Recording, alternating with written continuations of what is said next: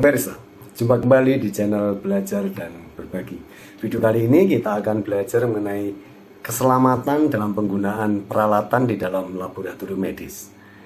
Keselamatan penggunaan peralatan di dalam laboratorium medis ini dimulai dari penyediaan dan pemilihan alat. Jadi sebelum menggunakan peralatan baru, ini sebaiknya perlu memahami dulu kondisi dan karakteristik dari alat yang tentu saja meliputi antara lain uji fungsinya. Ya. Untuk mendukung keselamatan pada saat penggunaan, pada saat pemeliharaan, dan pada saat kalibrasi peralatan, ini perlu untuk mengikuti petunjuk penggunaan yang disediakan oleh produsen alat. Petunjuk penggunaan ini pada umumnya memuat cara operasionalnya dan juga hal-hal lain yang harus diperhatikan untuk mendukung kinerja dari alat dan keselamatannya. Nah, untuk kemudahan penggunaan dan juga keselamatan, kemudian juga cara pengoperasian dan juga kemudian cara perawatan dari masing-masing jenis alat, maka sebaiknya laboratorium itu mendokumentasikannya di dalam instruksi kerja. Pemeliharaan setiap peralatan ini sebaiknya dilakukan sesuai dengan petunjuk penggunaan, yaitu supaya apa? Supaya semua kegiatan yang dilakukan ini akan menghasilkan kondisi yang optimal. Kemudian juga alat dapat beroperasi dengan baik dan tentu saja tidak terjadi kerusakan. Tentang kalibrasi peralatan ini juga sangat penting untuk mendapatkan hasil pemeriksaan laboratorium yang dapat dipercaya. Nah, kalibrasi peralatan ini dilakukan pada saat awal ketika alat baru ini diinstal dan uji fungsi dilakukan, dan selanjutnya ada kewajiban yang secara berkala melakukan kalibrasi. Ini sekurang-kurangnya 1 kali dalam 1 tahun, atau sesuai dengan pedoman dari produsen alat, atau sesuai dengan ketentuan peraturan perundang-undangan yang berlaku. Nah, kalibrasi peralatan ini dapat dilakukan oleh teknisi penjual alat, atau bisa juga oleh petugas lab yang memiliki kompetensi dan pernah dilatih, atau oleh institusi lain yang berwenang. Kalibrasi serta fungsi peralatan dan sistem analitiknya ini secara berkala ini harus dipantau dan dibuktikan bahwa alat masih memenuhi syarat atau masih sesuai dengan standar laboratoriumnya. Ya. Laboratorium medis ini sebaiknya itu menunjuk personil yang akan bertanggung jawab untuk mengoperasikan, untuk pemeliharaan, untuk kalibrasi dari alat-alat tersebut. Kenapa? Karena untuk mendukung kinerja dan keselamatan peralatan diperlukan personil yang kompeten untuk mengoperasikan, untuk merawatnya, dan juga untuk melakukan kalibrasi. Nah, untuk menunjang kinerja dan keselamatan peralatan di dalam lab, ada pertanyaan, apa saja nih yang perlu dipertimbangkan untuk memilih alat yang disediakan? Dan yang kedua, apa saja nih yang perlu diperhatikan pada saat penggunaan peralatan? Mau tahu penjelasannya? Ikuti terus video yang satu ini.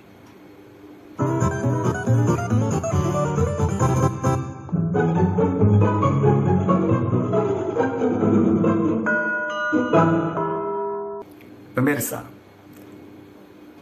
untuk membahas keselamatan peralatan di dalam laboratorium medis, tentu saja saya menggunakan berbagai referensi, antara lain yaitu tentang ISO 15190 versi 2020. Ini mengenai Medical Laboratories Requirements for Safety.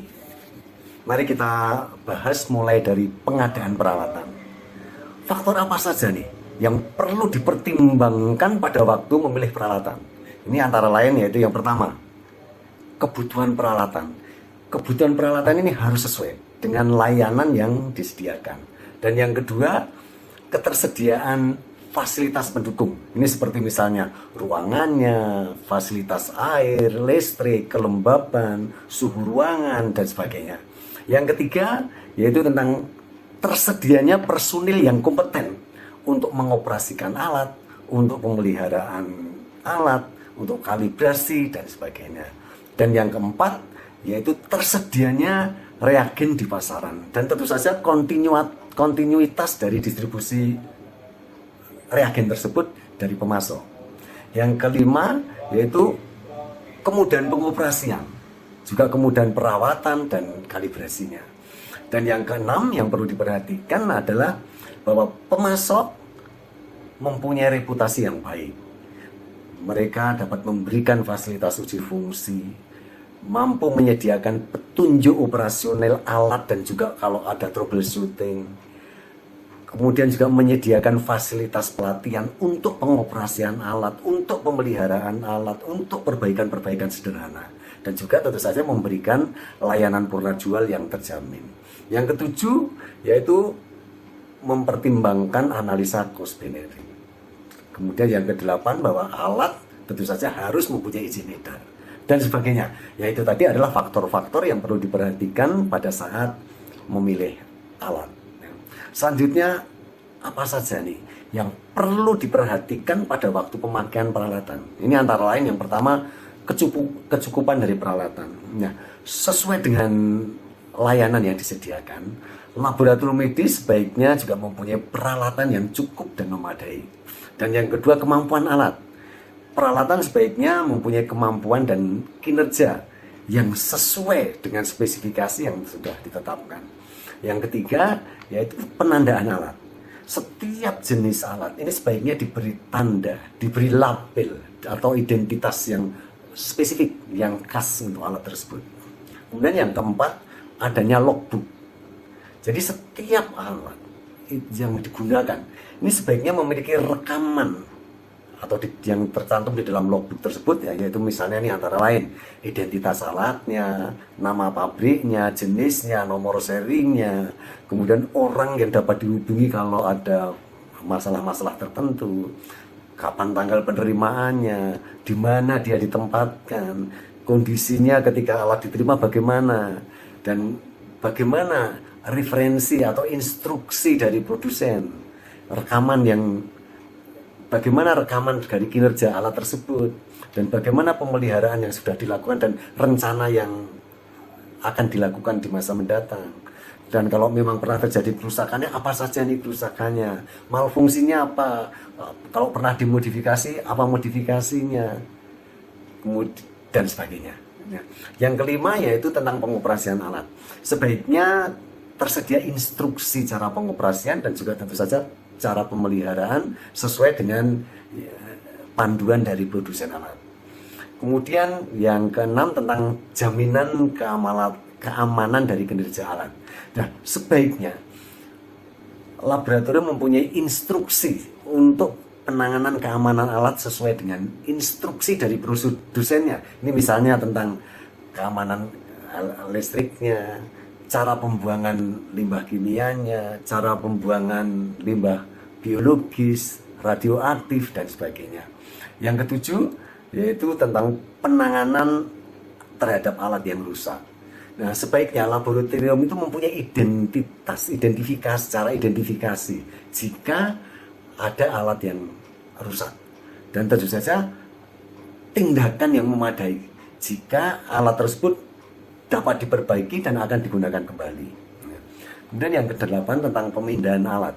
Laboratorium ini juga sebaiknya memiliki prosedur untuk penanganan pemindahan, penyimpanan, dan juga penggunaan yang aman. Untuk apa? Untuk mencegah kontaminasi atau kerusakan alat. Yang kesembilan yaitu pemutakhiran hasil koreksi kalibrasi. Apabila kalibrasi menghasilkan faktor koreksi, maka laboratorium itu sebaiknya juga memiliki prosedur untuk menjamin bahwa salinan dari faktor koreksi sebelumnya ini sudah direvisi, sudah diupdate, ya, sudah dimutakhirkan dengan tepat.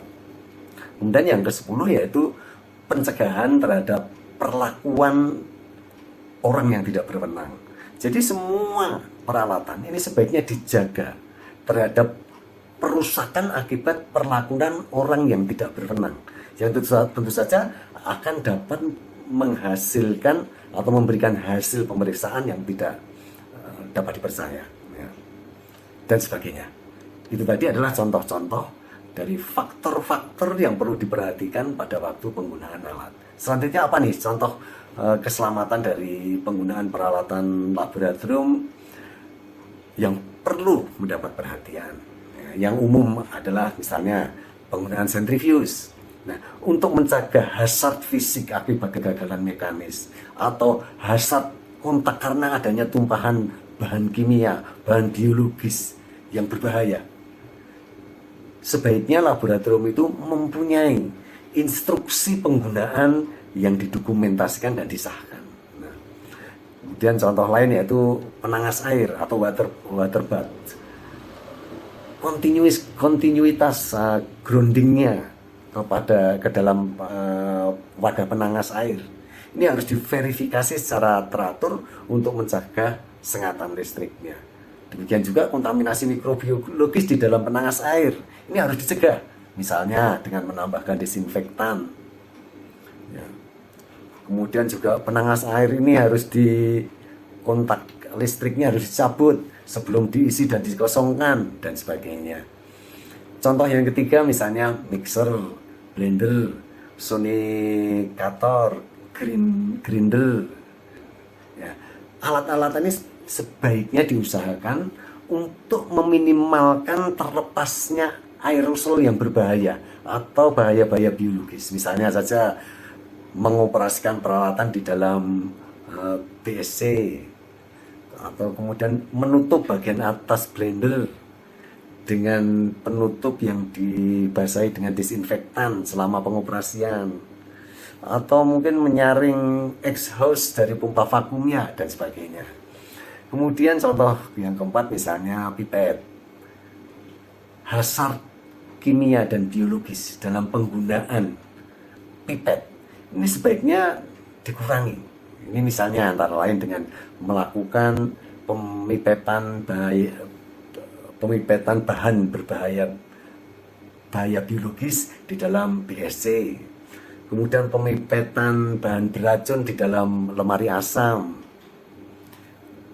Menempatkan pipet bekas dalam wadah yang sudah ada disinfektannya dan sebagainya. Ya. Kemudian contoh 5 misalnya adalah mikroskop. Ya.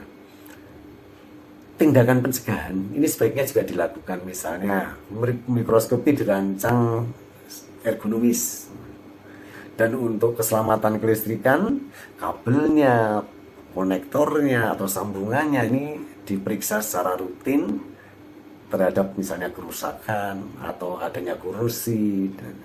Dan saat menggunakan misalnya mikroskop fluoresen ini juga sebaiknya ada pelindung yang tepat dipasang selama pengoperasian mikroskop. Kemudian pelindung wajah dan sarung tangan ini juga sebaiknya dipakai saat mengganti bulan merkuri yang bertekanan tinggi yang sedang berpendar dan sebagainya.